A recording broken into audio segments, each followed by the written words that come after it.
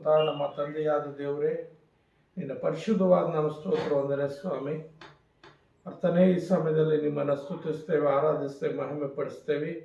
ಈ ದಿನ ನಾವು ವಾಕ್ಯಕ್ಕೆ ಹೋಗ್ತಿರುವಾಗ ತಂದೆಯಾದ ದೇವರೇ, ಪರಿಶುದ್ಧಾತ್ಮ ದೇವರೇ, ನಮ್ಮೊಟ್ಟಿಗೆ ನೀವಿದ್ದು ನೀವು ಮಾತನಾಡ್ರಿ.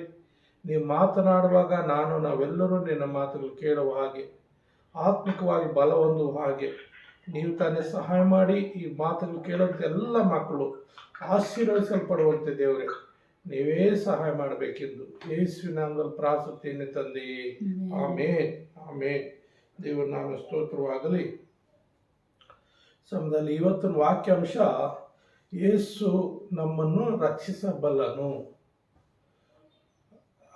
ಯೇಸು ನಮ್ಮನ್ನು ರಕ್ಷಿಸಬಲ್ಲನು, ಗುಣ ಮಾಡಬಲ್ಲನು ಮತ್ತು ವಿಮೋಚನೆ ಕೂಡ ಮಾಡಬಲ್ಲನೆಂಬ ಒಂದು ಅಂಶದ ಕುರಿತು ನಾವು ವಾಕ್ಯಕ್ಕೆ ಹೋಗೋಣ. ಈ ಸಮಯದಲ್ಲಿ ಮೊದಲನೇದಾಗಿ ಯೇಸು ನಮ್ಮನ್ನು ರಕ್ಷಿಸಬಲ್ಲನು. ಯೇಸು ಕ್ರಿಸ್ತನು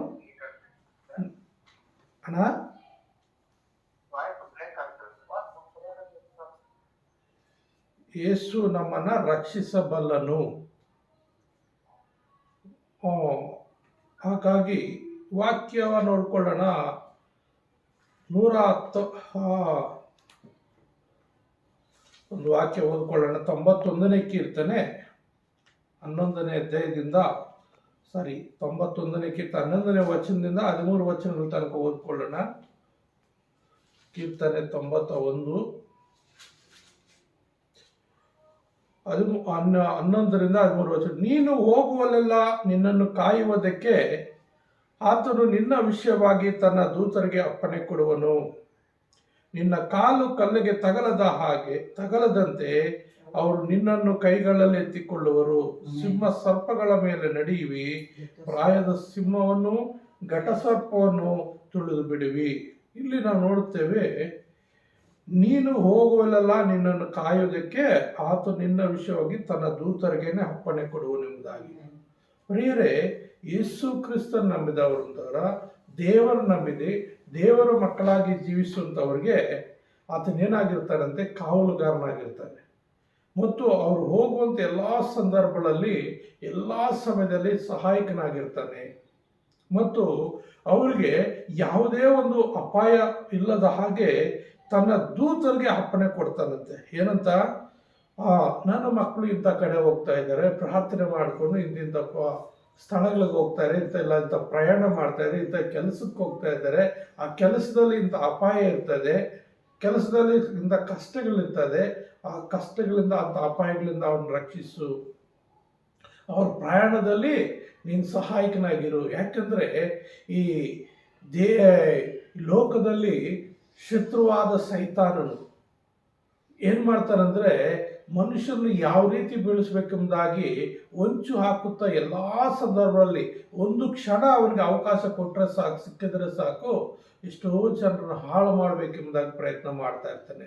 ರೀಸೆಂಟಾಗಿ ನಾವು ನೋಡುವಾಗ ಒಂದು ಟಿ ವಿಗಳಲ್ಲಿ ಎಲ್ಲ ಕಡೆ ಬಂದಿತ್ತು. ಹೈದರಾಬಾದ್ನಿಂದ ಕೆಲವು ಪ್ರಯಾಣಿಕರು, ಮುಸಲ್ಮಾನ್ ಸಹೋದರರು ಅವರು ಮಕ್ಕಾಗೆ ಹೋಗ್ಬೇಕಾದ್ರೆ ಅಲ್ಲಿ ಏನಾಗಿದೆ ಅಂದರೆ, ಬಸ್ಸು ಪ್ರಯಾಣ ಮಾಡುವಾಗ ಒಂದು ಕಡೆ ಹೋಗಿದ್ದಾರೆ, ನೋಡಿದ್ದಾರೆ, ಅಲ್ಲಿಂದ ಮತ್ತೊಂದು ಕಡೆ ಪ್ರಯಾಣ ಮಾಡ್ತಿರುವಾಗ 48 ಜನರು ಒಂದೇ ಬಸ್ಸಿನಲ್ಲಿ ಅಪಘಾತಕ್ಕೀಡಾದರು.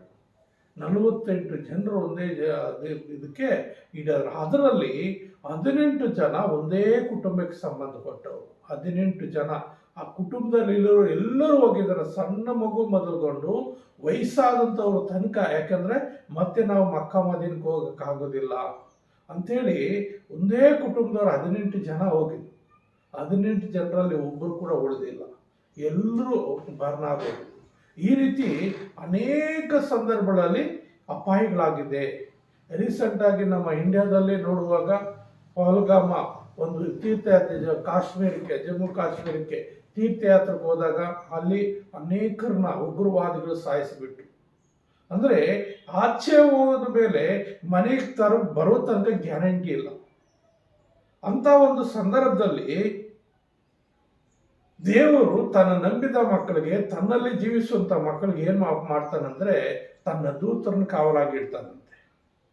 ತನ್ನ ದೂತರನ್ನು ಕಾವಲಾಗಿಟ್ಟು ಅವ್ರೇನು ಮುನ್ನಡೆಸ್ತಾನೆ. ಅವರು ಹೋಗುವಂಥ ಎಲ್ಲ ಮಾರ್ಗಗಳಲ್ಲಿ ಏನು ಮಾಡ್ತಾನಂದರೆ, ನಿನ್ನನ್ನು ನೀನು ಹೋಗುವಲ್ಲೆಲ್ಲ ನಿನ್ನನ್ನು ಕಾಯೋದಕ್ಕೆ ಆತನು ನಿನ್ನ ವಿಷಯವಾಗಿ ತನ್ನ ದೂತರಿಗೆ ಅಪ್ಪಣೆ ಕೊಡುವನು. ನೋಡು, ನಿನ್ನ ಒಬ್ಬೊಬ್ಬರ ವಿಷಯದಲ್ಲಿ ಕೂಡ ದೇವರು ಜಾಗ್ರತೆ ಉಳ್ಳವನಾಗಿದ್ದಾನೆ. ಪ್ರಿಯ ನನ್ನ ಸಹೋದರೇ, ಯಾರು ಆತನನ್ನು ನಂಬಿರ್ತಾರೋ, ಆತನ ಮಕ್ಕಳಾಗಿ ಜೀವಿಸುತ್ತಾ ಇರ್ತಾರೋ, ಆತನ ಆಜ್ಞೆಗಳನ್ನು ಕೈಕೊಂಡು ನಡೀತಾರೋ, ಆತನ ಆಜ್ಞೆಗೆ ವಿಧೇಯರಾಗಿ ಜೀವಿಸ್ತಾರೋ ಅಂಥವ್ರಿಗೆ ಏನು ಮಾಡ್ತಾನಂತೆ, ತನ್ನ ದೂತರನ್ನು ಕಾವಲಿಟ್ಟಿರ್ತಾನಂತೆ. ಅವ್ರು ಮಾಡುವಂಥ ಎಲ್ಲ ಪ್ರಯಾಣಗಳಲ್ಲಿ ಸಹಾಯಕನಾಗಿ ನಡೆಸ್ತಾನಂತೆ. ಒಂದು ಸಾರಿ ನಾನು ಇನ್ನೂ ಬೈಕ್ ಸರಿಯಾಗಿ ಓಡಿಸೋದು ನನಗೆ ಬರ್ತಾ ಇಲ್ಲ. ಚಿಕ್ಕಬಳ್ಳಾಪುರಕ್ಕೆ ಹೋದೆ, ನನ್ನ ಹತ್ರ ಬೈಕು ಏನಿಲ್ಲ, ಇನ್ನೂ ಒಂದು ಕಡೆ ಹೋಗಿ ಬರಬೇಕಾಗಿತ್ತು. ನನ್ನ ಫ್ರೆಂಡ್ ಹತ್ರ ಒಬ್ಬರ ಹತ್ರ ಗಾಡಿ ಕೇಳಿದೆ, ಅವ್ರು ಕೊಟ್ಟರು. ಆ ಲಾರಿ ಹಿಂದೆ ನಾನು ಹೋಗ್ತಾ ಇದ್ದೆ, ಅವನು ನಿಧಾನವಾಗಿ ಹೋಗ್ತಾ ಇದ್ದಾನೆ. ನಾನು ಸ್ವಲ್ಪ ಟೈಮ್ ತಗೊಂಡಿದ್ದೆ, ಇಷ್ಟು ಟೈಮ್ ಒಳಗಡೆ ಬಂದು ನಿನ್ನ ಗಾಡಿ ವಾಪಸ್ ಕೊಡ್ತೀನಿ ಅಂತೇಳಿ. ಹೋಗಬೇಕಾದ್ರೆ ಏನಾಯಿತು ಅಂದರೆ, ನಾನು ಲೆಫ್ಟ್ ಸೈಡಲ್ಲೇ ಹೋಗ್ತಾ ಇದ್ದೆ. ನನಗೂ ಸರಿಯಾಗಿ ಗಾಡಿ ಓಡಿಸುವಂಥ ಕ್ರಮಗಳು ನಿಯಮಗಳು ಗೊತ್ತಿಲ್ಲ. ನಾನು ಯಾವತ್ತಿದ್ರೂ ಆ ರೈಟ್ ಸೈಡಿಂದಲೇ ಪಾಸಾಗಿ ಹೋಗಬೇಕು. ಆದರೆ ಲೆಫ್ಟ್ ಸೈಡಲ್ಲಿ ಹೋಗಿ ನಾನು ಪಾಸ್ ಆಗೋಷ್ಟೇ ಅಲ್ಲೇ ಒಂದು ಟರ್ನ್ ಲೆಫ್ಟ್ಗೆ ಅವನು ಹೇಳ್ಕೋಬೇಕಾಯ್ತು ಲಾರಿ. ಸೆಕೆಂಡ್ಗಳಲ್ಲಿ ಅಲ್ಲಿ ದೇವರು ನಾನು ತಪ್ಪಿಸಿದ್ದಾನೆ. ಇಲ್ಲಾಂದರೆ ನನ್ನದೇ ರಾಂಗ್, ಆ ಲಾರಿ ಒಂದು ರಾಂಗ್ ಅಲ್ಲ, ನನ್ನದೇ ರಾಂಗ್ ಆಗಿರೋದ್ರಿಂದ ದೇವರು ಅಲ್ಲಿ ಕೂಡ ಏನು ಮಾಡ್ದ, ತನ್ನ ದೂತರನ್ನ ಕಾವಲಿಸಿ ಏನು ಮಾಡ್ದ, ಆ ಕ್ಷಣಗಳಲ್ಲಿ ನನ್ನನ್ನು ಕಾಪಾಡ್ದ. ಆ ರೀತಿ ಪ್ರಿಯರೇ, ಎಷ್ಟೋ ಸಂದರ್ಭಗಳಲ್ಲಿ ನಾನು ಒಬ್ಬಂಟಿಗನಾಗಿ ಹೆಚ್ಚಾಗಿ ಪ್ರಯಾಣ ಮಾಡ್ತಾ ಇರ್ತೀನಿ. ಒಬ್ಬಂಟಿಗನಾಗಿ ಪ್ರಯಾಣ ಮಾಡುವಾಗ ನನಗೊಂದು ಧೈರ್ಯ ಏನಂದರೆ, ದೇವರು ನನ್ನೊಟ್ಟಿಗೆ ಇರ್ತಾನೆ, ತನ್ನ ದೂತರನ್ನು ನನ್ನೊಟ್ಟಿಗೆ ಇರಿಸಿರ್ತಾನೆ. ಆದ್ದರಿಂದ ನಾನು ಎಲ್ಲಿ ಹೋಗಬೇಕಾದ್ರೂ ನನಗೆ ಭಯ ಅನ್ನೋದು ಬರೋದಿಲ್ಲ. ಗಾಡಿ ಒಂದು ನನ್ನ ಕೈಯಲ್ಲಿದ್ದರೆ ಅಲ್ಲ, ಎಲ್ಲೇ ಪ್ರಯಾಣ ಮಾಡಬೇಕಂದ್ರೆ ನನಗೆ ಭಯ ಅನ್ನೋದೇ ಕಾರಣ ಏನಂದರೆ, ಈ ವಾಗ್ದಾನ ಹಿಡಿದು ನಾನು ಪ್ರಾರ್ಥನೆ ಮಾಡಿ ಹೋಗ್ತೀನಿ ಅನ್ನೋ ಒಂದು ನಂಬಿಕೆ. ಏನು, ದೇವರು ತನ್ನ ದೂತರನ್ನ ನನ್ನ ವಿಷಯದಲ್ಲಿ ಎಚ್ಚರಿಕೆ ಕೊಟ್ಟು ಆತನು ಕಾಪಾಡ್ತಾನೆ ಅನ್ನೋ ನಂಬಿಕೆ ಪ್ರತಿಯೊಬ್ಬರನ್ನ ದೇವರು ಯಾರು ಯಥಾರ್ಥವಾಗಿರ್ತಾರೋ ಅವ್ರ ಪರವಾಗಿ ತನ್ನ ದೂತರನ್ನ ಕಾವಲಾಗಿರಿಸಿರ್ತಾನೆ. ಅವ್ರ ಪರವಾಗಿ ತನ್ನ ದೂತರನ್ನ ಕಾವಲಾಗಿರಿಸಿ ಏನು ಮಾಡ್ತಾನಂದ್ರೆ, ಕಾಲು ಕಲ್ಲಿಗೆ ತಗಲದ ಹಾಗೆ ಅವರು ನಿನ್ನನ್ನು ಕೈಗಳಲ್ಲಿ ಎತ್ತಿಕೊಳ್ಳುವರು. ಒಂದು ವೇಳೆ ದಾರಿಯಲ್ಲಿ ನಡೆಯುವಾಗ ಒಂದು ವೇಳೆ ಎಡವು ಬಿದ್ದರೆ ಎಷ್ಟೋ ಜನ ಸತ್ತಿದ್ದಾರೆ. ಹಾಗೆ ಎಡವು ಬೀಳದ ಹಾಗೆ ಕೂಡ ನಾವು ಹೆಡುವಂಥ ಸಂದರ್ಭದಲ್ಲಿ ದೂತರು ತನ್ನ ಕೈಯನ್ನಿಟ್ಟು ನಮ್ಮ ಪಾದಗಳ ಕೆಳಗಡೆ ಎತ್ತಿ ಮುಂದಕ್ಕೆ ನಡೆಸಲಿಕ್ಕೆ ದೂತರನ್ನ ಕಾವಲಾಗಿಟ್ಟಿರ್ತಾನೆ. ಅಷ್ಟೇ ಅಲ್ಲದೆ ಸಿಂಹ ಸರ್ಪಗಳ ಮೇಲೆ ನಡೆಯುವಿ, ಪ್ರಾಯದ ಸಿಂಹವನ್ನು ಘಟಸರ್ಪವನ್ನು ತುಳಿದು ಬಿಡುವಿ. ಅಂದರೆ ನಾನು ನಿನಗೆ ಸಹಾಯಕನಾಗಿರುವಾಗ, ನಾನು ನಿನಗೆ ಕೋಟೆ ಗುರಾಣಿಯಾಗಿರುವಾಗ, ನಾನು ನಿನಗೆ ಆಶ್ರಯವಾಗಿರುವಾಗ, ನಾನು ನಿನ್ನ ಪರವಾಗಿ ಜೊತೆಯಲ್ಲಿರುವಾಗ ನೀನು ಯಾವುದಕ್ಕೂ ಭಯಪಡೋ ಅವಶ್ಯಕತೆ ಇಲ್ಲ. ಅಂದರೆ ದೇವರ ನಂಬಿದವರನ್ನ ಏನು ಮಾಡ್ತಾನೆ, ರಕ್ಷಿಸ್ತಾನೆ. ಇಲ್ಲಿ ನಾವು 14ನೇ ವಚನ ನೋಡ್ತೀವಿ, ಅವನು ನನ್ನಲ್ಲಿ ಆಸಕ್ತನಾಗಿರೋನು ಅವನು ರಕ್ಷಿಸುವನು. ಯಾರು ದೇವರಲ್ಲಿ ನಂಬಿಕೊಂಡು ದೇವರೊಟ್ಟಿಗೆ ಆಸಕ್ತಿಯಿಂದ ದೇವರೊಂದಿಗೆ ತಾನು ಜೀವಿಸ್ತಾರೋ ಅವ್ರನ್ನೇನು ಮಾಡ್ತಾನೆ, ಅವರನ್ನ ತನ್ನ ದೂತರನ್ನು ಕಾವಲಿಟ್ಟು ಆತನ ರಕ್ಷಿಸ್ತಾನೆ. ಆದ್ದರಿಂದ ಪ್ರಿಯರೇ, ನಮ್ಮ ಜೀವಿತದಲ್ಲಿ ನಾವೇನಾಗಿರ್ಬೇಕು, ದೇವರಿಗೆ ವಿಧೇಯರಾಗಿರ್ಬೇಕು. ನಿನ್ನ ಜೀವಿತದಲ್ಲಿ ದೇವರಿಗೆ ನೀನು ವಿಧೇಯನಾಗಿರುವಾಗ, ದೇವರಿಗೆ ನೀನು ವಿಧೇಯರಾಗಿರುವಾಗ, ದೇವರು ನೀನು ಯಾವ ಕಡೆ ಹೋದ್ರೂ ನಿನ್ನ ಸಹಾಯಕನಾಗಿದ್ದು ತನ್ನ ದೂತನ್ನು ಕಳಿಸ್ಕೊಟ್ಟು ನಿನ್ನ ಕೆಲಸ ಮಾಡಲಿಕ್ಕೆ ಬೇಕಾದಂಥ ಬಲ ಶಕ್ತಿಯನ್ನು ಕೊಡ್ತಾನೆ. ಕೆಲವು ಸಾರಿ ಬಲದಿಂದ ಕೆಲಸ ಮಾಡಬೇಕಾಗುತ್ತೆ, ಕೆಲವು ಸಾರಿ ಜ್ಞಾನದಿಂದ ಕೆಲಸ ಮಾಡಬೇಕಾಗುತ್ತೆ, ಕೆಲವು ಸಂದರ್ಭಗಳಲ್ಲಿ ಜ್ಞಾನದಿಂದ ಕೆಲಸ ಮಾಡಬೇಕಾಗುತ್ತೆ. ಹಾಗಾಗಿ ಜ್ಞಾನವನ್ನು ಕೊಡ್ತಾನೆ. ಹೋಗೋಣ ಬರೋಣದಲ್ಲಿ ತಮ್ಮ ದೂತರನ್ನು ಕಾವಲಿಸಿ ಏನು ಮಾಡ್ತಾನೆ, ನಮ್ಮನ್ನು ಕಾಪಾಡುವಾತನಾಗಿದ್ದಾನೆ. ನಾವು ಈ ಲೂಕನು ಬರೆದ ಸುವಾರ್ತೆಯಲ್ಲಿ 4ನೇ ಅಧ್ಯಾಯದಲ್ಲಿ ಯೇಸು ಸ್ವಾಮಿ ಬಗ್ಗೆ ನಾವು ಸ್ವಲ್ಪ ಧ್ಯಾನ ಮಾಡುವಾಗ, ಯೇಸು ಸ್ವಾಮಿನ ಕೂಡ ಏನು ಮಾಡ್ತಾನೆ, ಅವನು ಶೋಧಿಸ್ತಾನೆ. ಯಾರು ಶೋಧಕನು, ಯಾರು ಸೈತಾನನು. ಏನು ಅಲ್ಲಿ ಶೋಧಿಸ್ತಾನೆ ಅಂತ 4ನೇ ಅಧ್ಯಾಯ 11ನೇ ವಚನ ನಾವು ಓದ್ಕೊಳ್ಳುವಾಗ ಹೇಳ್ತು, ಮತ್ತು ನಿನ್ನ ಕಾಲು ಕಲ್ಲಿಗೆ ತಗಲಿದೆಂದು ಅವರು ನಿನ್ನನ್ನು ಕೈಗಳಲ್ಲಿ ಎತ್ತಿಕೊಳ್ಳುವರು ಎಂಬುದಾಗಿ ಬರೆದಿದೆಯಲ್ಲ. ಅಂದರೆ ದೇವರ ವಾಕ್ಯವನ್ನು ಹಿಡಿದು ವಾಕ್ಯದ ಮುಖಾಂತರ ಸೈತಾನನು ಏನು ಯೇಸು ಸ್ವಾಮಿನ ಸೋಲಿಸುವುದಕ್ಕಾಗಿ ಯೇಸು ಸ್ವಾಮಿನ ಅಧೀನ ಮಾಡ್ಕೊಳ್ಳೋದಕ್ಕೆ ಪ್ರಯತ್ನ ಮಾಡ್ತಾನೆ.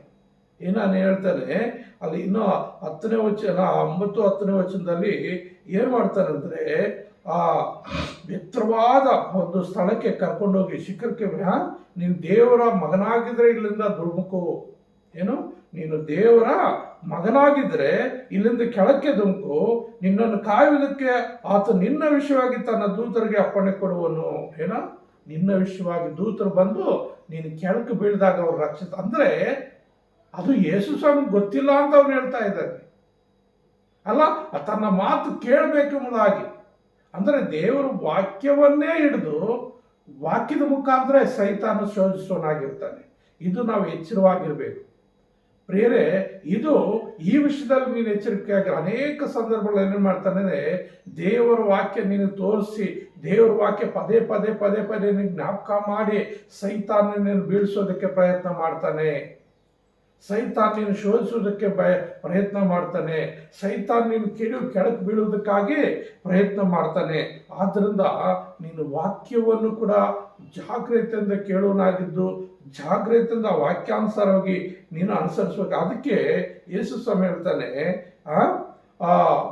ನಿನ್ನ ದೇವರಾಗಿರೋ ಕರ್ತನನ್ನು ಪರೀಕ್ಷಿಸಬಾರ್ದಂದು ಹೇಳಿದಲ್ಲ. ನೀನು ದೇವರ ವಾಕ್ಯವನ್ನು ಹಿಡಿದೆ ನನ್ನನ್ನು ಪರೀಕ್ಷೆ ಮಾಡಕ್ಕೆ ಬಂದಿದ್ಯಾ. ಆದರೆ ದೇವ್ರ ಮಾತೊಂದು ಏನು ಹೇಳ್ತದೆ, ನಿನ್ನ ದೇವರಾಗಿರೋ ಕರ್ತನನ್ನು ನೀನು ಪರೀಕ್ಷಿಸಬಾರ್ದಂತ ಹೇಳಿದೆ.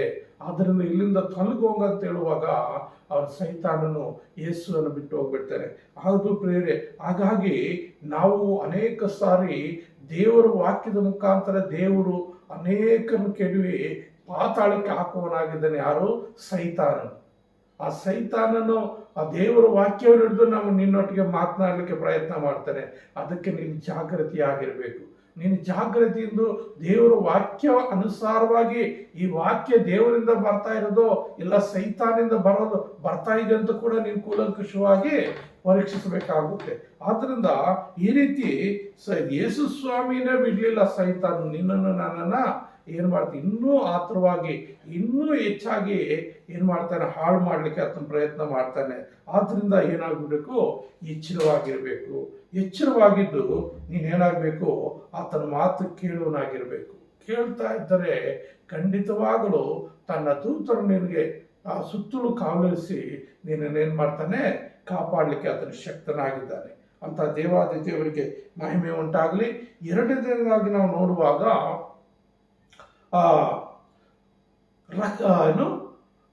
ಬಿಡುಗಡೆ ಅಥವಾ ಆರೋಗ್ಯ ಕೊಡುವಂಥ ದೇವರು.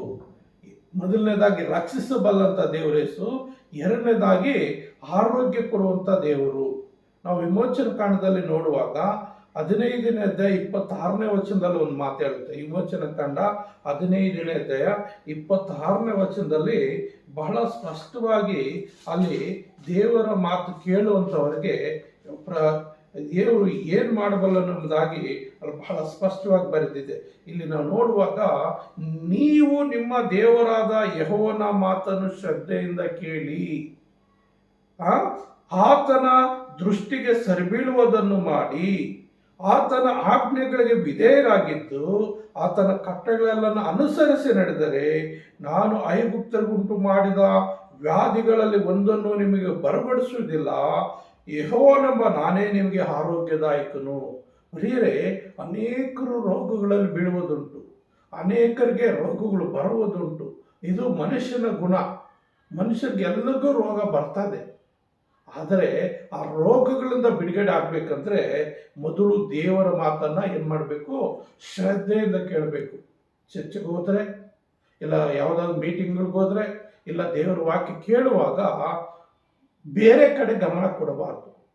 ಬೇರೆ ಕಡೆ ಗಮನ ಕೊಟ್ಟರೆ ಏನು ಮಾಡ್ತದೆ ಅಂದರೆ ಆ ಸೈತಾನು ಆ ಬಿತ್ತುವಂಥ ವಾಕ್ಯ ಕೂಡ ಎತ್ಕೊಂಡು ಹೋಗ್ಬಿಡ್ತಾನೆ.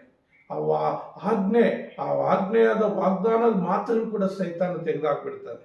ಮತ್ತಾಯ ಬರೆದ ಸುವಾರ್ತೆಯಲ್ಲಿ 13ನೇ ಅಧ್ಯಾಯದಲ್ಲಿದೆ.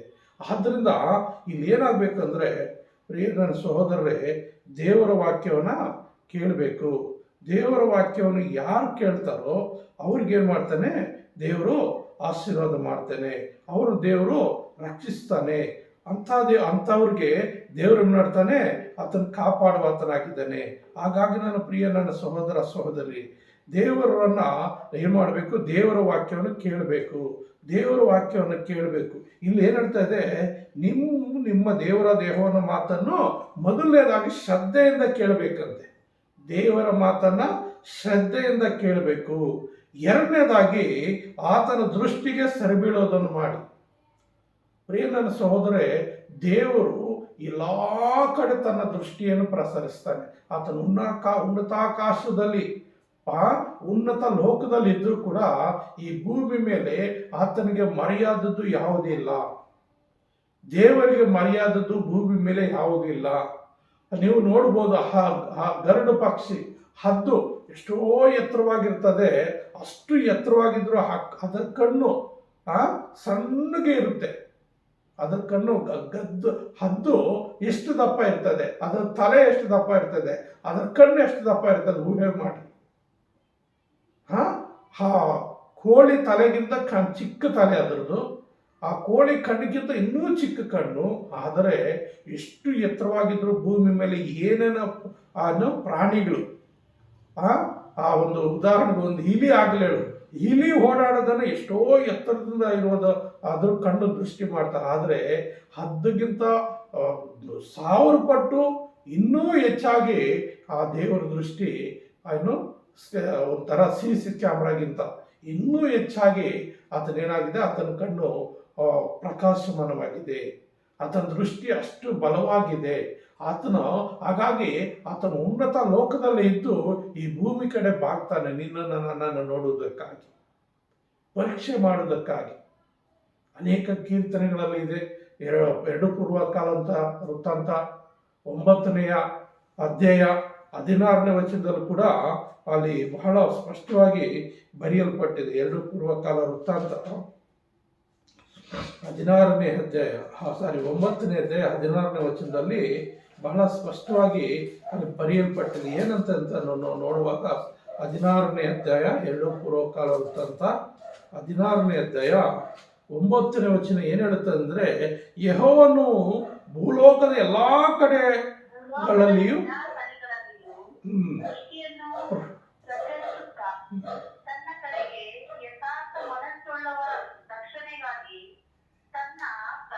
ಅವನು ತೋರ್ಪಡಿಸುತ್ತಾನೆ. ಅಂದ್ರೆ ಸಾಕು ದೇವ್ರ ನಾಮ ಸ್ತೋತ್ರವಾಗ್ಲಿ. ಇಲ್ಲಿ ಏನಾಗುತ್ತಂದ್ರೆ ಎಲ್ಲ ಕಡೆ ಭೂಲೋಕದ ಎಲ್ಲ ಕಡೆ ತನ್ನ ದೃಷ್ಟಿಯನ್ನು ಪ್ರಸರಿಸ್ತಾನೆ. ಎಲ್ಲ ಕಡೆ ತನ್ನ ದೃಷ್ಟಿಯನ್ನು ಪ್ರಸರಿಸುವಾಗ ಪ್ರತಿಯೊಬ್ಬರು ಆತನ ಮರ್ಯಾದದಿಲ್ಲ. ಅಯ್ಯೋ, ನಾನು ಮನೆಯಲ್ಲಿದ್ದೀನಿ, ನಾನು ಬೆಡ್ರೂಮಲ್ಲಿದ್ದೀನಿ, ನಾನು ಬಾಕಲಾಕ್ಬಿಟ್ಟಿದ್ದೀನಿ, ಇಲ್ಲಿ ಯಾರು ನೋಡೋಕ್ಕೆ ಯಾವುದೇ ಕಾರಣಕ್ಕೆ ಅವಕಾಶ ಇಲ್ಲ, ನಾನು ಯಾವುದೋ ಒಂದು ಬೆಟ್ಟದಲ್ಲಿ ಹೋಗ್ಬಿಟ್ಟಿದ್ದೀನಿ, ಬೆಟ್ಟದ ಒಂದು ಗುಹೆಯಲ್ಲಿ ಸೇರ್ಕೊಂಡು ಬಿಟ್ಟಿದ್ದೀನಿ, ಈ ಗುಹೆಯಲ್ಲಿ ಎಂಥ ಸ್ಕ್ಯಾನ್ ಹಾಕಿ ನೋಡಿದ್ರೂ ಆಗೋದಿಲ್ಲ ಅಂತ ಅಂದ್ಕೊಂಡಿರ್ಬೋದು. ಆದರೆ ಗುಹೆಯಲ್ಲಿ ಒಳಗಡೆ ಇರುವಂಥದ್ದನ್ನೇ ಕಂಡುಹಿಡಿಯೋದಕ್ಕೆ ಮನುಷ್ಯರು ಸ್ಕ್ಯಾನಿಂಗ್ ಮಿಷನ್ಗಳು ಕಂಡುಹಿಡಿದಿದ್ದಾರೆ. ಆದರೆ ಮನುಷ್ಯನ ಕಂಡಿರುವಂಥ ದೇವರು, ಆತನು ಎಲ್ಲಿದ್ರು ಯಾರು ಏನು ಮಾಡ್ತಾ ಇದ್ರು ಎಲ್ಲವನ್ನು ಸ್ಕ್ಯಾನ್ ಮಾಡಿ ನೋಡಬಲ್ಲ. ಈ ಲೋಕದ CC ಕ್ಯಾಮ್ರಾಗಿಂತ ದೇವರ CC ಕ್ಯಾಮ್ರಾ ಇನ್ನೂ ಬಲವಾಗಿದೆ. ಆದ್ದರಿಂದ ಆತನ ದೃಷ್ಟಿಗೆ ಸರಿಬೀಳುವುದನ್ನು ಮಾಡಿ, ದೇವರ ದೃಷ್ಟಿಗೆ ಸರಿಬೀಳುವುದನ್ನು ಮಾಡಿ, ಅಲ್ಲಿ ಏನು ಹೇಳ್ತದೆ, ಆತನ ಆಜ್ಞೆಗಳನ್ನು ವಿಧೇಯರಾಗಿದ್ದು, ದೇವರ ಆಜ್ಞೆಗೆ ವಿಧೇಯರಾಗಬೇಕು. ನೀನು ಈ ದಾರಿಯಲ್ಲಿ ಹೋಗ್ಬೇಕಂದ್ರೆ ಹೋಗದೆ ಇರೋದು ವಿಧೇಯತೆ. ನೀನು ಈ ದಾರಿಯಲ್ಲಿ ಹೋಗ್ಬೇಡ ಅಂದ್ರೂ ಹೋದ್ರೆ ಅವಿಧೇಯತೆ. ದೇವರು ಏನು ಹೇಳ್ತಾನೋ ಅದನ್ನು ಕೇಳುವುದು ವಿಧೇಯತೆ. ಹಾಗೆ ದೇವರು ಏನು ಆಜ್ಞೆ ನಮ್ಗೆ ಹೇಳಿರ್ತಾನೋ ಆಜ್ಞೆ ಪ್ರಕಾರ ನಡೆಯುವುದು ವಿಧೇಯತೆ. ಮತ್ತು ಆತನ ಕಟ್ಟಳೆಗಳನ್ನು ಅನುಸರಿಸಿ ನಡೆದರೆ, ಆತನ ಏನು ಕಟ್ಟಾಜ್ಞೆ ಏನು ಹೇಳ್ತಾನೋ ಅದು, ನೀನು ವಿಗ್ರಹಾರಾಧನೆ ಮಾಡಬಾರ್ದಂದ್ರೆ ಮಾಡಬಾರ್ದು, ನೀನು ಅನ್ಯಾಚಾರ ಮಾಡಬಾರ್ದು. ಅನೇಕರು ಏನು ಮಾಡ್ತಾ ಇದ್ದಾರೆ, ಈ ಒಂದು ವಿಷಯದಲ್ಲಿ ತಪ್ಪಿ ಹೋಗ್ತಾ ಇರ್ತಾರೆ.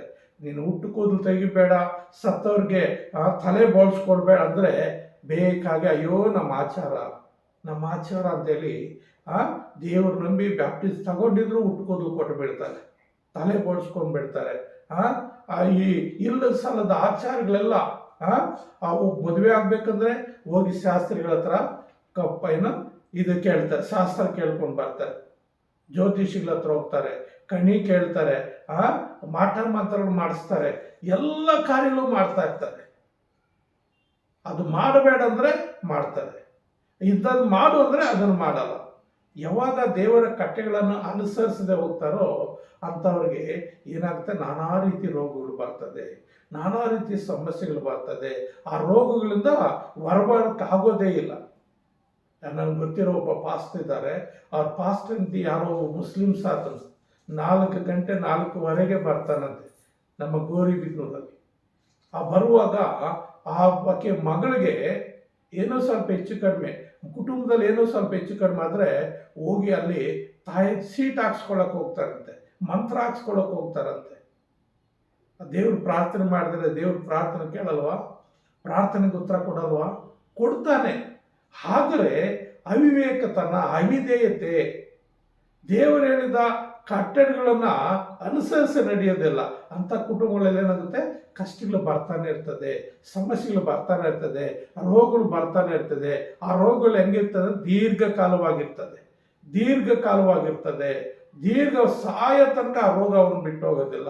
ಆ ರೋಗಕ್ಕಾಗಿ ಅವ್ರ ಜೀವಿತದಲ್ಲಿ ಎಷ್ಟೋ ದುಡ್ಡಿದ್ದ ಹಣವನ್ನು ಆ ರೋಗಕ್ಕಾಗಿಯೇ ಅವ್ರು ಖರ್ಚು ಮಾಡಬೇಕಾಗುತ್ತದೆ. ಆದರೆ ಈ 4 ಮಾತುಗಳು ಕೇಳಿದವ್ರಿಗೆ ಏನು, ಒಂದು ಮಾತು ದೇವರ ಮಾತು ಶ್ರದ್ಧೆಯಿಂದ ಕೇಳಬೇಕು, ಎರಡನೇದಾಗಿ ಆತನ ದೃಷ್ಟಿಗೆ ಸರಿಯಾದ ರೀತಿಯಲ್ಲಿ ನಡ್ಕೊಳ್ಬೇಕು, ಮೂರನೇದಾಗಿ ಆತನ ಆಜ್ಞೆಗಳಿಗೆ ವಿಧೇಯರಾಗಿರ್ಬೇಕು, ನಾಲ್ಕನೇದಾಗಿ ಆತನ ಕಟ್ಟಳೆಗಳನ್ನು ಅನುಸರಿಸಿ ನಡೆಯುವಾಗ ಏನು ಮಾಡ್ತೀನಿ, ಐಗುಪ್ತ ದೇಶದಲ್ಲಿ ಬಂದಂಥ 10 ರೋಗಗಳು, ಭಯಂಕರವಾದ ವ್ಯಾಧಿಗಳು, ಭಯಂಕರವಾದ ಉಪದ್ರವಗಳು. ಕೊನೆಯ ಒಂದು ಉಪದ್ರವ ಎಂಥದಂದರೆ, ಒಂದು ಮನೆಯಲ್ಲಿ ತಪ್ಪದೆ ಎಲ್ಲ ಮನೆಗಳಲ್ಲಿ ಸಾವಾಗಿತ್ತು. ಆ ರೀತಿ ಯಾವ ಉಪದ್ರವ ನಾನು ಬಾರದೆ ನಾನೇ ಆರೋಗ್ಯದಾಯಕನಾಗಿದ್ದು ನಿಮಗೆ ಆರೋಗ್ಯ ಕೊಡ್ತೀನಿ ಅಂತ ಹೇಳ್ತಾರೆ. ನಾವು ಹೊಸ ಒಡಂಬಡಿಕೆಯಲ್ಲಿ ಕೂಡ ನೋಡುವಾಗ ಮತ್ತಾಯನ ಬರೆದ ಸುವಾರ್ತೆಯಲ್ಲಿ ಒಂದು ಮಾತಿದೆ. ಮತ್ತಾಯನ ಬರೆದ ಸುವಾರ್ತೆಯಲ್ಲಿ 4ನೇ ಅಧ್ಯಾಯ,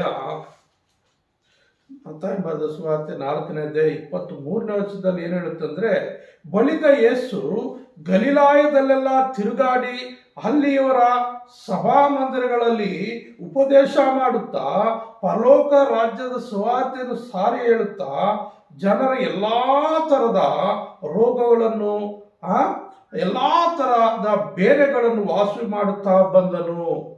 ಅಂದರೆ ಯೇಸುಗೆ ಅಸಾಧ್ಯವಾದ ರೋಗ ಯಾವುದೂ ಇಲ್ಲ, ಯೇಸು ಕೈಲಿ ಆಗದಂಥ ರೋಗ ಯಾವುದೂ ಇಲ್ಲ.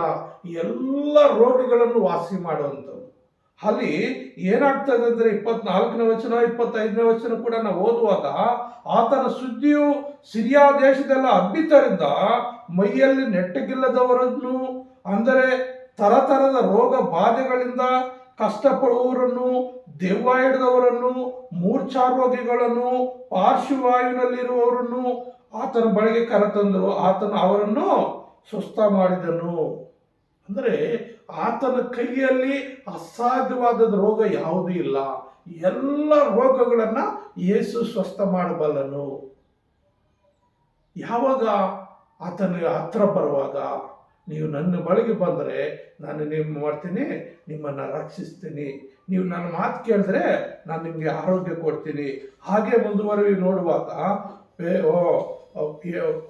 ಮತ್ತಾಯನ ಬರೆದ ಸುವಾರ್ತೆ 8ನೇ ಅಧ್ಯಾಯದಲ್ಲಿ 2-3 ವಚನ ನೋಡುವಾಗ, ಅಲ್ಲೊಬ್ಬ ಕುಷ್ಠರೋಗಿ ಯೇಸು ಸ್ವಾಮಿ ಹತ್ರ ಬಂದು, ಸ್ವಾಮಿ ನಿನಗೆ ಮನಸ್ಸಿದ್ರೆ ನಾನು ಶುದ್ಧ ಮಾಡಬಲ್ಲೆ ಅಂತ ಹೇಳುವಾಗ ಆತನ ಹೇಳ್ತಾನೆ, ಆತನ ಕೈ ನೀಡಿ ಅವನನ್ನು ಮುಟ್ಟಿ ನಾನು ಮನಸ್ಸುಂಟು ಶುದ್ಧವಾಗು ಅಂದನು. ಕೂಡಲೇ ಅವನ ಕುಷ್ಠವು ವಾಸಿಯಾಯಿತಂತಂದು. ಅಂದರೆ ದೇವರು ಯೇಸು ಕ್ರಿಸ್ತನ ಬಂದ ಯಾರ ಹತ್ರ ಬರ್ತಾರೋ ಆತನ ಯಾರೂ ತೊಲ್ಲಲಿಲ್ಲ, ಯಾವ ಪಕ್ಷಪಾತ ಮಾಡಲಿಲ್ಲ. ಯಾರ್ಯಾರು ನಂಬಿಕೆಯಿಂದ ಆತನ ಬಳಿಗೆ ಬಂದರೋ ಅವರೆಲ್ಲರಿಗೂ ಸ್ವಸ್ಥ ನೀಡ್ತಾ ಇದ್ದ, ಅವರೆಲ್ಲರನ್ನು ಗುಣಪಡಿಸ್ತಾ ಇದ್ದ. ಹಾಗೆ ಮುಂದುವರಿತಾ ನಾವು ನೋಡುವಾಗ ಯೇಸು ಪೇತ್ರ 14-15ನೇ ವಚನದಲ್ಲಿ 8ನೇ ಅಧ್ಯಾಯ ಮತ್ತಾಯನ ಬರೆದ 8ನೇ ಅಧ್ಯಾಯ 14-15ನೇ ವಚನದಲ್ಲಿ, ತರುವಾಯ ಯೇಸು ಪೇತ್ರನ ಮನೆಗೆ ಬಂದು ಅವನ ಅತ್ತೆ ಜ್ವರದಲ್ಲಿ ಬಿದ್ದಿರೋದು ಕಂಡು ಆಕೆ ಕೈಯನ್ನು ಮುಟ್ಟಿದಾಗಲೇ ಆ ಜ್ವರವು ಆಕೆಯನ್ನು ಬಿಟ್ಟು ಹೋಯಿತು. ಆಕೆ ಎದ್ದು ಆತನಿಗೆ ಉಪಚಾರ ಮಾಡಿದಳು ಎಂಬುದಾಗಿ, ಆಕೆ ಎದ್ದು ಆತನಿಗೆ ಉಪಚಾರ ಮಾಡಿದಳು ಎಂಬುದಾಗಿ. ಅಂದರೆ ದೇವರನ್ನು ಪ್ರಾರ್ಥಿಸುವಾಗ, ದೇವರನ್ನ ಇದು ಮಾಡುವಾಗ ದೇವರು ಏನು ಮಾಡ್ತಾನೆ? ಅವ್ರಿಗೆ ಸ್ವಸ್ಥತೆಯನ್ನು ಕೊಡ್ತಾನೆ, ಅವ್ರಿಗೆ ಆರೋಗ್ಯ ಕೊಡ್ತಾನೆ, ಅವ್ರಿಗೆ ಸಮಾಧಾನ ಕೊಡ್ತಾನೆ, ಅವ್ರಿಗೆ ಬೇಕಾದಂಥ ಎಲ್ಲ ರೀತಿಯ ರೋಗಗಳಿಂದ ವಾಸಿ ಮಾಡಿ ಗುಣಪಡಿಸಲಿಕ್ಕೆ ಆತನ ಶಕ್ತನಾಗಿದ್ದಾನೆ. ಮುಂದೆ ನೋಡುವಾಗ ನಾವು 9ನೇ ಅಧ್ಯಾಯದಲ್ಲಿ 18ರಿಂದ 25 ವಚನಗಳಲ್ಲಿ ಅಲ್ಲಿ ಕೆಲವು ಅದು ನಡ್ತದೆ. ಅಲ್ಲಿ ಒಬ್ಬ ಹುಡುಗಿಗೆ ಹುಷಾರಿರಲ್ಲ. ಆ ಹುಡುಗಿ ಒಬ್ಬ ಅಧಿಕಾರಿ ಮಗಳಾಗಿರ್ತಾಳೆ. ಅಧಿಕಾರಿ ಬಂದು, ಸ್ವಾಮಿ ನನ್ನ ಮಗನಿಗೆ ಹುಷಾರಿಲ್ಲ, ಸಾಯವಾಗಿದ್ದಾಳೆ, ಬಂದು ನೀನು ಗುಣಪಡಿಸು ಅಂತ ಹೇಳುವಾಗ ಅಲ್ಲಿ ದಾರಿಯಾಗಲಿ ಹೋಗುವಾಗಲೇ ಇನ್ನೊಬ್ಬ ಸ್ತ್ರೀ ಬರ್ತಾಳೆ. ಆ ಸ್ತ್ರೀ ಏನಾಗ್ತಾಳೆ ಅಂದ್ರೆ ರಕ್ತ ಕುಸುಮ ರೋಗದಿಂದ 12 ವರ್ಷ ಆಕೆ ರಕ್ತ ಕುಸುಮ ರೋಗದಿಂದ ನರಳ್ತಾ ಇರ್ತಾಳೆ. ಅಂತ ಸಂದರ್ಭದಲ್ಲಿ ಆ ದಾರಿಯ ಮಧ್ಯದಲ್ಲಿ ಅನೇಕ ಜನರು ಇರ್ತಾರೆ. ಆ ಜನರ ಮಧ್ಯದಲ್ಲಿ ಆಕೆ ಕೆಳಗೆ ಔತ್ಕೊಂಡು ಹೋಗಿ, ಯಾಕಂದ್ರೆ ಆಕೆ ರೋಗ ಭಯಂಕರವಾಗಿರ್ತದೆ, ಆಕೆ ದೇಹವೆಲ್ಲ ಸ್ಮೆಲ್ ಆಗಿರ್ತದೆ, ಸೊಣಕಲಾಗಿ ಹೋಗಿರ್ತಾಳೆ. ಎಷ್ಟೋ ಹಣ ಖರ್ಚು ಮಾಡಿದ್ರು ಆಕೆಗೆ ವಾಸಿ ಆಗಿರಲ್ಲ. ಆದರೆ ಯೇಸು ಸ್ವಾಮಿ ಒಂದು ಬಟ್ಟೆ ಮುಟ್ಕೊಂಡ್ರೆ ಸಾಕು, ನನ್ಗೆ ವಾಸಿ ಆಗ್ತದೆ ಅಂತ ನಂಬಿಕೆಯಿಂದ ಹೋಗಿ ಆತನ ಬಟ್ಟೆಯನ್ನು ಮುಟ್ಟುವಾಗ ತಕ್ಷಣ ಆಕೆಗೆ ರಕ್ತ ಹರಿಯುವುದು ನಿಂತು ಹೋಗಿ ಆಕೆ ಗುಣವಂದಳು. ಹಾಗೆ ಸ್ವಾಮಿ ಆಕೆಯನ್ನು ಕಂಡುಕೊಂಡು, ಮಗಳೇ ನೀನು ಸ್ವಸ್ಥತೆಯಲ್ಲಿ ನಂಬಿಕೆಯಿಂದ ನಿನ್ನ ಮನೆಗೆ ಹೋಗು, ದೇವರು ಗುಣಪಡಿಸಿದಂತೇಳಿ ಆ ಮಗಳನ್ನು ಆಶೀರ್ವದಿಸಿ ಕಳಿಸ್ತಾನೆ. ಹಾಗೆ ಮುಂದೆ ಹೋಗುವಾಗ ಆ ಮನೆಯಲ್ಲಿ ಆ ಹುಡುಗಿ ಸತ್ತೋಗ್ಬಿಟ್ಟಿರ್ತಾಳೆ. ಆ ಸತ್ತು ಹೋಗಿರುವಾಗ ಕುಟುಂಬ ಎಲ್ಲ ದೊಡ್ಡ ರೋದನದಲ್ಲಿರ್ತದೆ. ಆದರೆ ಯೇಸು ಸ್ವಾಮಿ ಹೋಗಿ ಆಕೆಯನ್ನು ಮುಟ್ಟುವಾಗ, ಆಕೆಯನ್ನ ಎಬ್ಬಿಸುವಾಗ 23ನೇ ವಚನ 24ನೇ ವಚನದಲ್ಲಿ ನೋಡುವಾಗ, ಆಮೇಲೆ ಅಧಿಕಾರ ಮನೆಗೆ ವಾದ್ಯಗಾರನು ಗದ್ದಲ ಮಾಡುವ ಜನ ಗುಂಪನ್ನು ಕಂಡು ಹೊರಗೆ ಹೋಗ್ರಿ, ಹುಡುಗಿ ಸತ್ತಿಲ್ಲ, ನಿದ್ದೆ ಮಾಡ್ತಾಳೆ ಅನ್ನಲು ಅವರು ಆತನನ್ನು ಹಾಸ್ಯ ಮಾಡಿದ್ರು. ಜನರು ಹೊರಕ್ಕೆ ಕಳಿಸಿದ ಮೇಲೆ ಆತನು ಒಳಗೆ ಹೋಗಿ ಆಕೆ ಕೈ ಹಿಡಿಯಲು ಆಕೆ ಇದ್ದಳು ಎಂಬುದಾಗಿದೆ. ಅಂದರೆ ಸತ್ತವರನ್ನು ಕೂಡ ಬದುಕಿಸಿದ್ದಾನೆ, ಸ್ವಸ್ಥ ಮಾಡಲಿಕ್ಕೆ ಶಕ್ತನಾದಂಥ ದೇವರು. ಆತನ ಪ್ರಿಯ ನನ್ನ ಸಹೋದರರೇ, ದೇವರಿಗೆ ಅಸಾಧ್ಯವಾದ ಯಾವುದಿಲ್ಲ. ಎಂಥ ರೋಗ ಬೇಕಾದರೂ ಆತನು ವಾಸಿ ಮಾಡಬಲ್ಲ, ಎಂಥ ರೋಗ ಬೇಕಾದರೂ ಆತನು ವಾಸಿ ಮಾಡಬಲ್ಲ. ಹಾಗಾಗಿ ಯೇಸುವಿಗೆ ಅಸಾಧ್ಯವಾದ ಯಾವುದಿಲ್ಲ. ಯೇಸು ನಮ್ಮನ್ನು ರಕ್ಷಿಸಬಲ್ಲನು, ಯೇಸು ನಮಗೆ ಆರೋಗ್ಯ ಕೊಡಬಲ್ಲನು. ಅಷ್ಟೇ ಅಲ್ಲದೆ ಯೇಸು ನಮಗೆ ವಿಮೋಚನೆ ಮಾಡಿಕೊಡಬಲ್ಲನು. ಅಂದರೆ ವಿಮೋಚನೆ ಅಂದರೆ ಈ ಲೋಕವನ್ನು ಬಿಟ್ಟು ಇನ್ನೊಂದು ಲೋಕಕ್ಕೆ ನಾವು ಹೋಗುವುದು.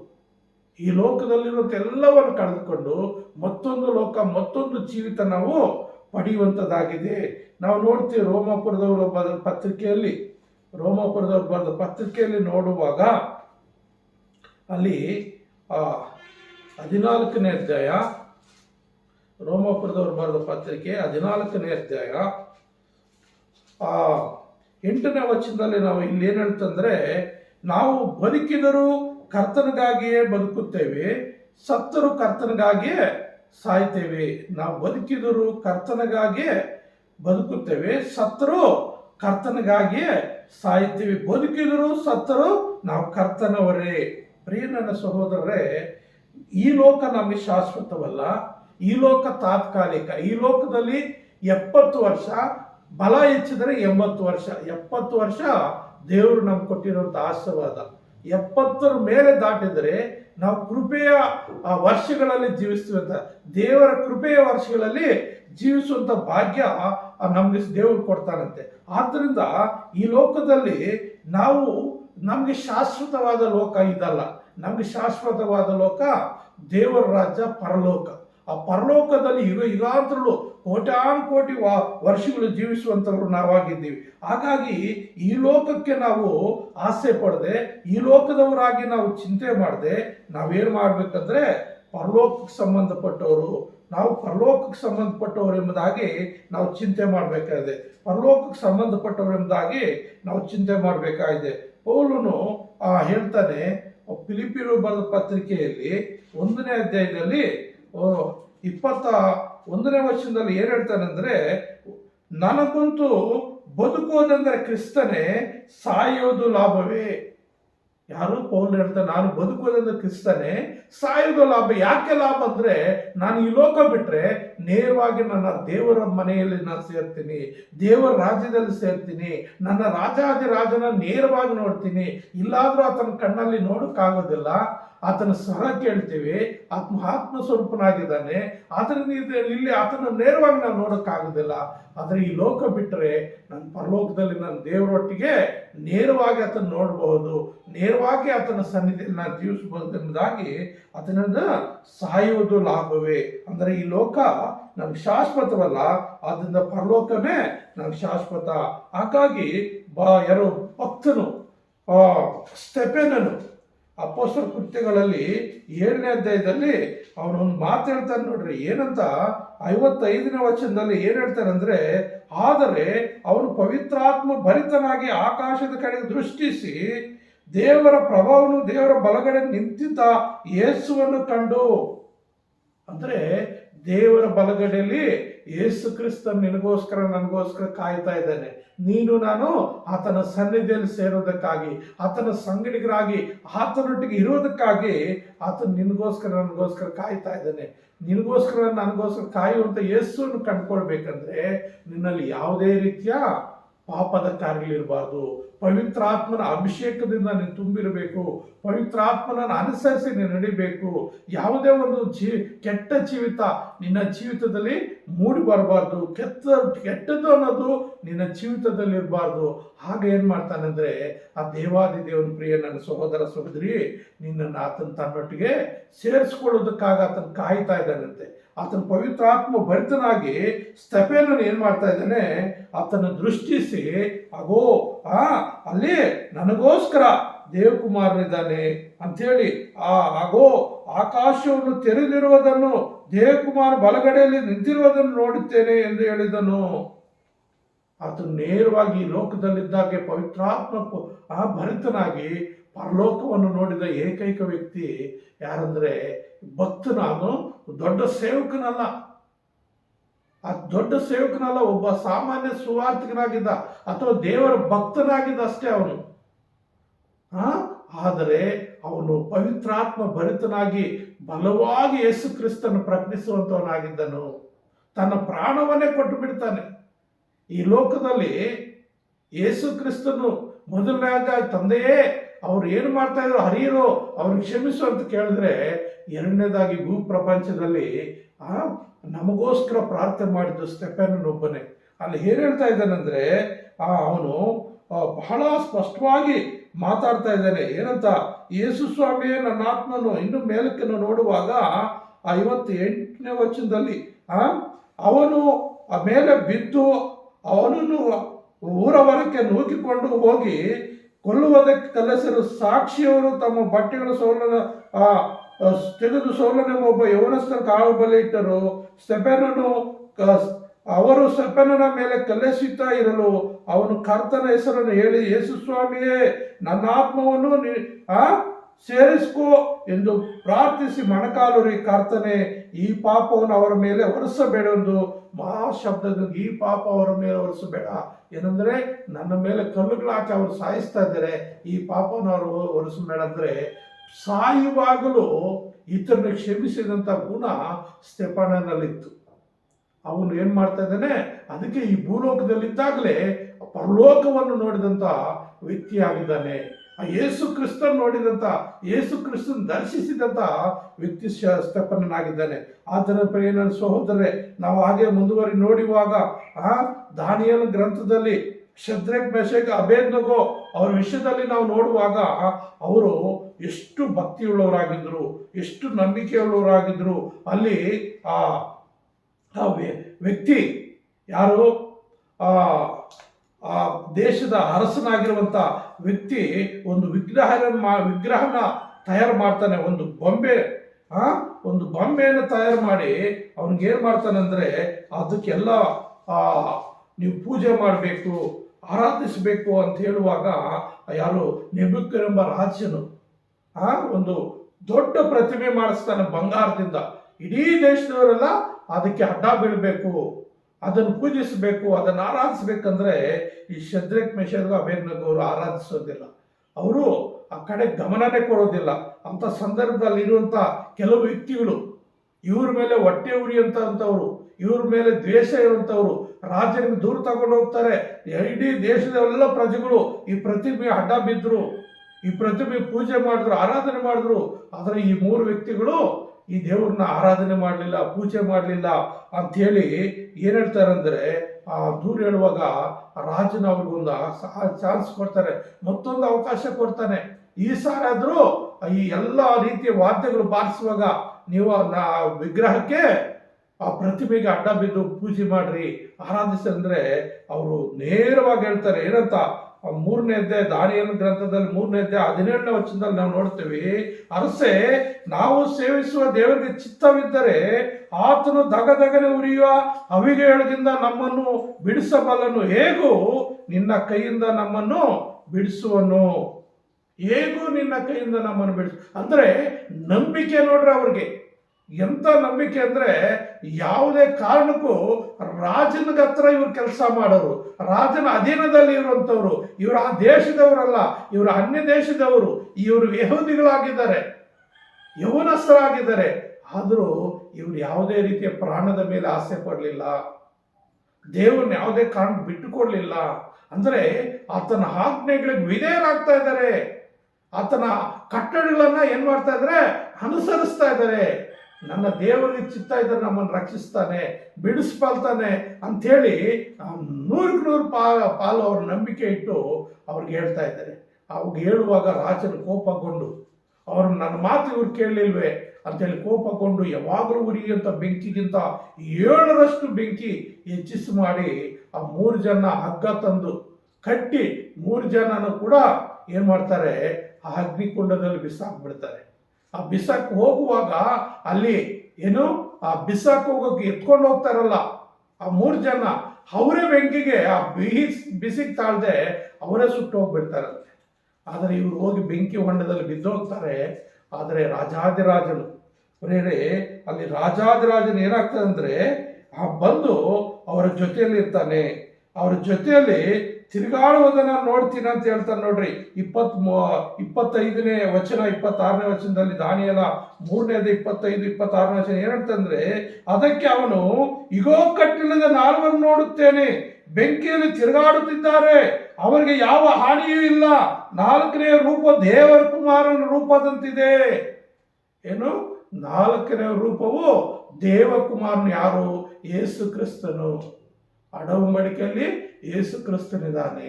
ಹಳೆ ಒಡಂಬಡಿಕೆಯಲ್ಲಿ ಶದ್ರಕ್ ಮೆಷಕ್ ಅಬೇದ್ನೆಗೋವನ್ನ ರಕ್ಷಿಸಲು ದೇವಕುಮಾರನು ಅವ್ರನ್ನ ಅಲ್ಲಿ ಮಧ್ಯದಲ್ಲಿ ಹೋಗಿ ಆ ಬೆಂಕಿ ಅವ್ರಿಗೆ ಏನಾಗಿದೆ, ಒಂದು ಕೋಲ್ಡ್ ಸ್ಟೋರೇಜ್ ಆದಂಗೆ ಆಗ್ಬಿಟ್ಟಿದೆ.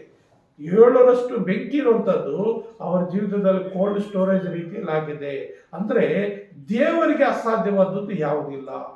ಯಾರು ದೇವರಿಗೆ ವಿಧೇಯರಾಗಿ ಆತನ ಆಜ್ಞೆಗಳನ್ನು ಅನುಸರಿಸಿ ಆತನ ಮಾತು ಕೇಳ್ತಾ ಆ ದೃಷ್ಟಿಗೆ ಸರಿಬೀಳೋದನ್ನು ಮಾಡ್ತಾ ಆಜ್ಞೆಗಳು ವಿಧೇಯರಾಗಿ ಆತನ ಕಟ್ಟೆಗಳನ್ನು ಅನುಸರಿಸಿ ನಡೀತಾರೋ ಅಲ್ಲಿ ಏನಾಗ್ತದೆ, ದೇವ್ರ ಕುಮಾರ ಪ್ರತ್ಯಕ್ಷನಾಗಿ ಆ ಹವಿಗೆಯಿಂದ 7ರಷ್ಟು ಬೆಂಕಿ ಹಾಕೋದವರೇ ಸುಟ್ಟೋಗಿದ್ದಾರೆ.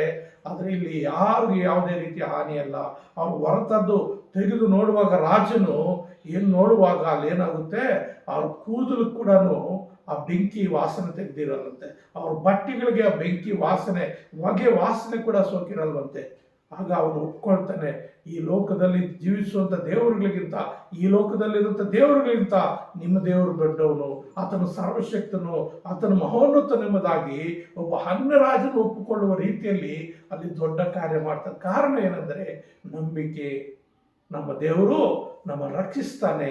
ಅನೇಕರು ಏನು ಮಾಡ್ತಾರೆ, ಇಂಥ ಸಮಯಗಳು ಬಂದರೆ, ಅಯ್ಯೋ ನಾನು ಯೇಸು ಸ್ವಾಮಿನ ಬಿಟ್ಟು ಎಷ್ಟೋ ಕುಟುಂಬಗಳು ಹಿಂದೆ ಹೋಗ್ತಾ ಇದೆ, ಯೇಸು ಸ್ವಾಮಿ ನಂಬಿರುವಂಥ ಕುಟುಂಬಗಳು, ಎಷ್ಟೋ ಕುಟುಂಬಗಳು ಕಷ್ಟ ಬಂದಾಗ, ಸಮಸ್ಯೆಗಳು ಬಂದಾಗ, ಯಾರೋ ಊರಲ್ಲಿ ಬೆದರಿಸುವಾಗ ಬಿಟ್ಟು ಹಿಂದಕ್ಕೆ ಹೋಗ್ತಾ ಇದೆ. ಇವರೆಲ್ಲ ಎಲ್ಲಿಗೆ ಹೋಗ್ತಾರಂದ್ರೆ ಅವ್ರಿಗಾಗಿ ಸಿದ್ಧ ಮಾಡಲ್ಪಟ್ಟಂತ ನರಕಕ್ಕೆ ಹೋಗ್ಬಿಡ್ತಾರೆ.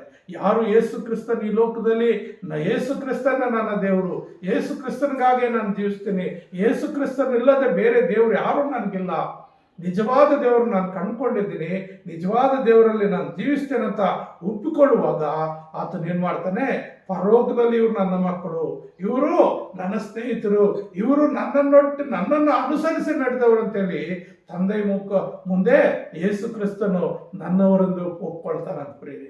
ಆದ್ರಿಂದ ಯೇಸು ಕ್ರಿಸ್ತನ್ಗೆ ಅಸಾಧ್ಯವಾದ ಯಾವುದಿಲ್ಲ.